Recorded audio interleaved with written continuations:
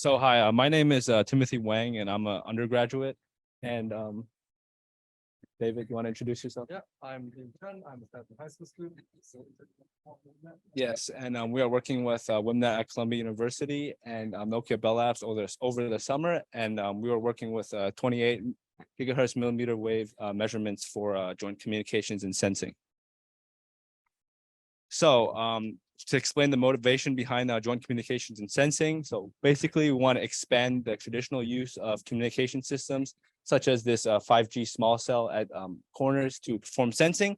And sensing is basically detecting objects and human behavior in the environment. So you may ask like, oh, radar can already do this. So why are you doing this? So by allowing current communication facilities to do sensing, it uses less time and money that would have been used to implement radar. And to talk about some future use cases for these technologies. So for some outdoor applications, it could be used to sense, for example, we have a self-driving car that's coming and there's a pedestrian crossing the street.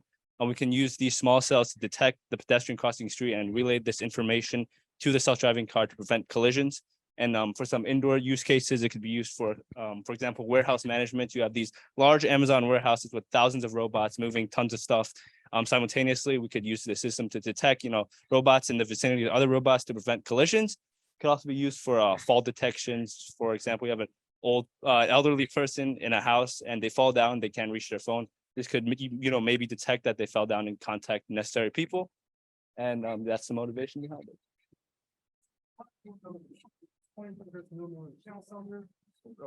Do I speak loud enough or do you want me to use mic? All right, gotcha. Okay, so yeah, this is a 28 gigahertz millimeter wave channel sounder. We have an omnidirectional antenna. This is very rare. It transmits all directions instead of making a specific beam in one direction. This is less power efficient, but lets us get more wide measurements because we also have the spinning receiver. It will spin and collect measurement at every single angle, such that when we transmit all these angles, we get reflections back at every angle, and we can actually graph out, say, okay, in this direction, there's an object. In that direction, there's nothing. All right. So, and now to build the joint communication sensing platform, we want to put the transmitter above the receivers so it doesn't get blocked by, say, a wall or a barrier, because that would be really bad for our data. And now, so yeah, first we adjust height, and then we calibrate it outdoors against the wall. And as you can see, we have this huge lobe pointing right at the wall, and we get this little tiny one that points towards the bike. So we can show, yes, this will be sensing. Yes, just to explain the graph a bit, it's a graph in polar coordinates of the power levels coming from each direction. So a big lobe corresponds to a large power level coming from that direction. So as you can see from that graph, the big lobe is indicating the wall and the small lobe on the side is the bike there.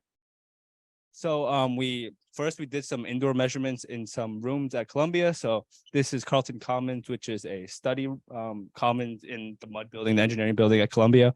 So we pushed this cart around and took measurements at the locations with the numbers and the gray rectangles. And we have the graphs for each of these locations. So for example, we can look at measurements 1 and 2. You can see there's big lobes pointing towards the concrete wall.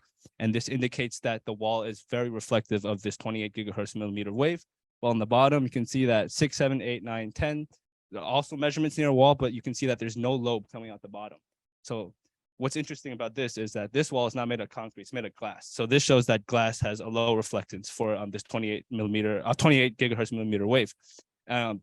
For Joe's Coffee here, you see, you look at measurements 4 and 5, it was taken right about here. You can see that there's a metal fencing that's guarding the stairs, and you can see the corresponding large lobes indicating that metal has a very large reflectance for these.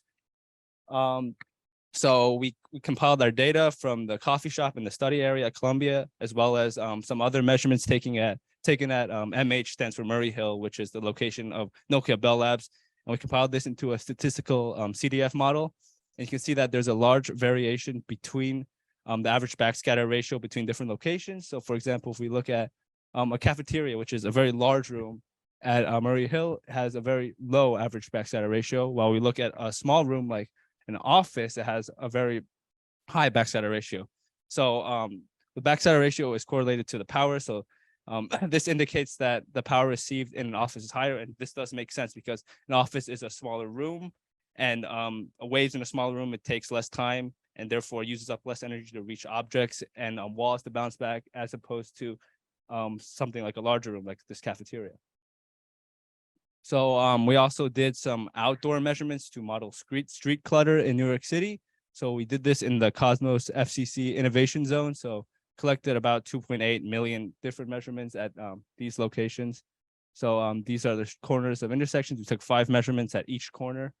And you see some pictures of our setup here.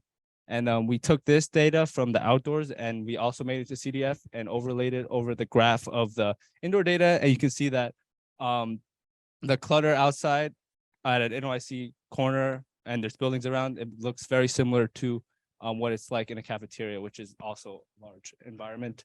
And also, you'll notice that the standard deviation here is very similar between outdoor and indoor, which means that we can indeed compare both of these in a similar fashion, such that we can try out indoor, we can try out outdoor, everything works. Very nice.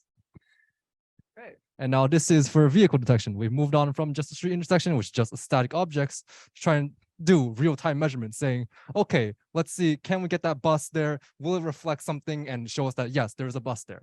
So first we have a controlled experiment. So this has a negative control. So there's nothing there. All we have is this little lamppost on the corner, the garbage cans, that stuff gets reflected back. So we see a little bit of spikes there. But generally, this is very even, very consistent. Now, when you get a vehicle involved, like that bus, boom, huge spike. And from there, we can see, once you check the differences, yeah, that bus shows up and you get this big white part, which represents how we had a lot of reflection here. And similarly, you get this thing from a car that came by a little bit afterwards. Right, here's another live demonstration. We have the truck, and this goes, as time goes on, you'll see the spikes pop up as the trucks come by. And this will let us sense like, hey, there's a truck there. If you're a self-driving car, please don't crash into it. Right. So yeah, future work here is to use that street clutter data and make a proper model out of it. Okay, and then yeah, we see outdoor, indoor, and so now we want to try. Can we do pedestrians? Can we see traffic density? And can we use a LiDAR, the second source of truth, to make a machine learning model to correlate, okay, this is the exact distance, this is the exact object. And from that, can we make a more robust system out of this joint communication sensing